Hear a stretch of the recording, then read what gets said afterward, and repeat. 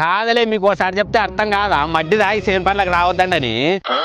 కొడుకులు అట్టే కన్ను మిన్ను కానకుండా రాత్రులు ఫుడుతో మందు తాగిరేమో తెల్లకి కానీ సంసారాలు వచ్చినట్టు సేను పనులకు వస్తారులే మీరు. ఏమైదా మామ ఏంటి కట్టారుస్తున్నావు? పొద్దు వడగమలు చీకట్లు వచ్చే మామ ఇంత చేను పెట్టామే యాదో మా మామ చేను అని నేలకు ఉద్దరమాటలు చెప్పి తొలుకొని వచ్చి అంత పొద్దున్న ఇంకొంచెం ఉంటే అయ్యేపోతుంది.